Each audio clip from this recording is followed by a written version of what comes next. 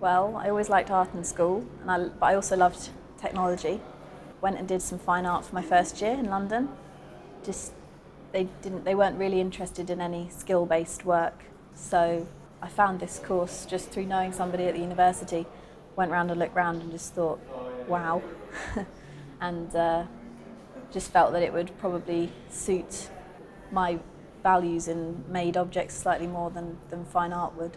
It was to be honest, it was nearby, and I looked round and I came here and I actually asked them why this course, because I wasn't aware that there were any other courses.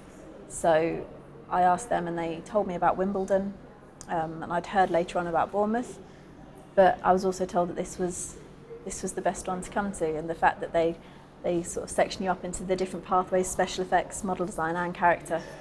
It meant that you could be more specific, and I love sculpture, so it kind of just felt like it fitted perfectly. It's mostly just the freedom to make whatever you want, and when I have been told to make something, it's been really short, snappy, challenging, and you just have to kind of pull together and just get it done.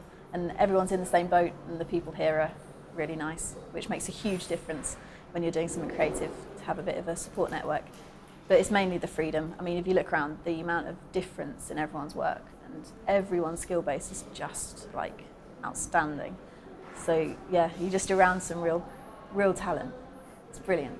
Well, I knew roughly about plaster moulding and sort of the basic concept of it, but I had no idea about the range of materials that were out there in industry. I had no idea about the standard that people would expect and how to reproduce your work so precisely. And just generally you have to just step up and step up again in third year. So general quality and like I said, the standard of work's improved, but mainly it's the process knowledge. So silicons, resins, and the health and safety with all of that, and just knowing where to source it and understanding how to work in a workshop with people, all of that's invaluable. Well, actually, I've kind of got all my old teachers from technology and art to come round, because I just think it's the perfect middle ground. So if you don't quite fit into fine art and you don't quite fit into the sort of more engineering, carpentry stuff, this is sort of your perfect way in. I haven't done it for the film work. I've done it just so I can keep making exactly what I would love to make. And I feel free now with a portfolio that's going to help me do what I want to do, no matter what that is. But I've had the teachers come round and they've said they're going to send their students here, because the teachers will recognise which students don't quite fit and will need an outlet that's neither one or the other.